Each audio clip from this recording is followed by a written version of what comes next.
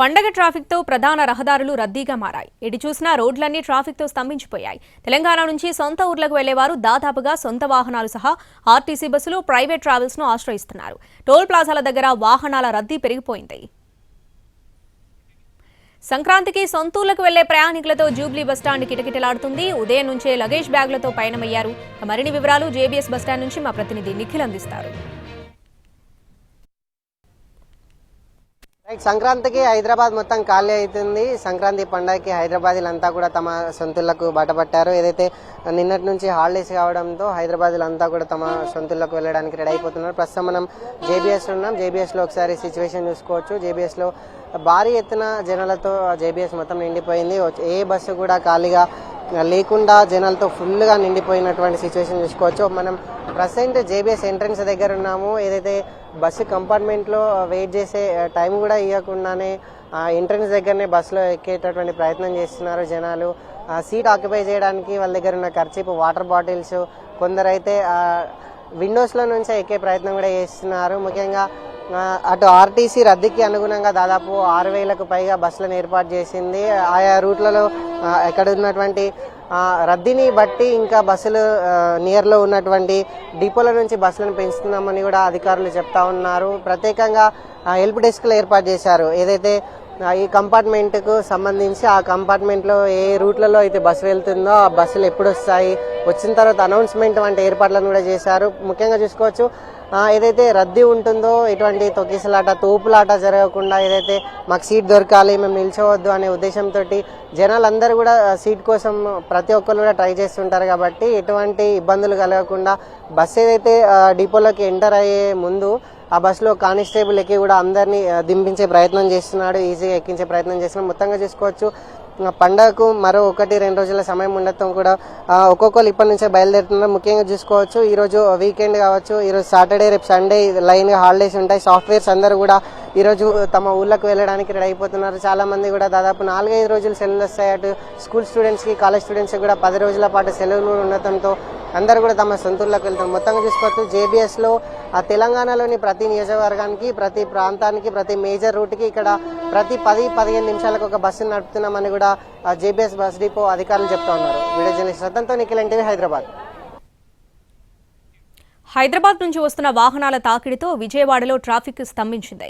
రద్దీ దృష్ట్యా పశ్చిమ బైపాస్ ను అందుబాటులోకి తీసుకొచ్చారు. అయినా మచిలీపట్నం, అవనిగడ్డ, పామర్రు, పెడన ఇతర ప్రాంతాలకు వెళ్లే వారి వాహనాలతో విజయవాడ నగరంలో ట్రాఫిక్ స్తంభించింది. ప్రధానంగా ఇబ్రహీంపట్నం, రింగ్ సెంటర్, గుంటుపల్లి, భవానీపురం ప్రాంతాల్లో ట్రాఫిక్ విపరీతంగా పెరిగింది. మరిన్ని వివరాలు మా ప్రతినిధి శ్రీకాంత్ అందిస్తారు.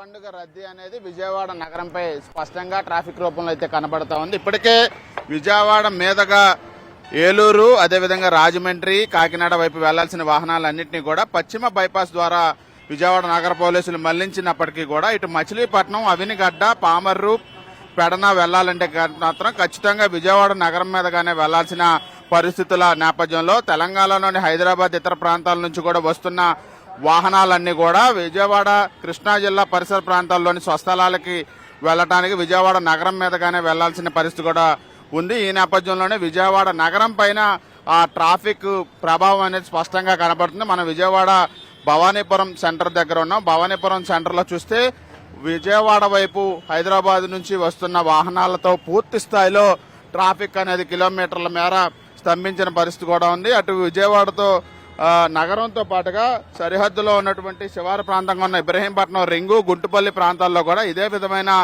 ట్రాఫిక్ అనేది బారులు తీరు నిలిచిపోతున్న పరిస్థితి కూడా ఉంది. సుమారు 20 నుంచి 30 నిమిషాల పాటు ట్రాఫిక్ లోనే నిలిచిపోవాల్సిన పరిస్థితి కూడా ఉంది. ఇప్పటికే విజయవాడలో ఉన్నటువంటి ప్రధాన మార్గాల్లోని ఫ్లైఓవర్లు అన్నింటినీ కూడా అందుబాటులోకి తీసుకొచ్చినప్పటికీ కూడా నగరంలోనికి ఒక్కసారిగా ఉదయం నుంచి హైదరాబాద్ వైపు నుండి వచ్చే వాహనాల తాకిడి భారీగా ఉన్న నేపథ్యంలో ఈ ట్రాఫిక్ పూర్తి స్థాయిలో స్తంభిస్తున్న పరిస్థితి మనకి విజయవాడ సిటీలో స్పష్టంగా కనపడుతుంది. ఒకసారి విజువల్స్ లో కూడా చూడొచ్చు, అటు ఆర్టీసీ బస్సులు, ప్రైవేటు వాహనాలు, కార్లు పూర్తిగా పెద్ద ఎత్తున హైదరాబాద్ వైపు నుండి నగరంలోకి వస్తున్న నేపథ్యంలో వీళ్ళందరూ ఒక్కసారిగా సిటీలోకి ఎంటర్ అవడంతో ఈ ట్రాఫిక్ అనేది స్తంభించిన పరిస్థితి మనకు స్పష్టంగా కనపడతా ఉంది. ఈ నేపథ్యంలోనే అటు టోల్ గేట్లు ఉన్నటువంటి నందిగామలోని కేసరి టోల్ గేట్ కానీ జగ్గేపేటలో ఉన్నటువంటి చిల్లకల్లు టోల్ గేట్ కానీ అక్కడ అన్ని గేట్లు ఎత్తి వాహనాలను కూడా ముందుకు వదులుతున్న నేపథ్యంలో అక్కడ త్వరితగతిన వాహనాలు ముందుకు వెళ్తున్నప్పటికీ కూడా ఇక్కడ విజయవాడ నగరంలోకి మాత్రం వచ్చేటప్పటికి కేవలం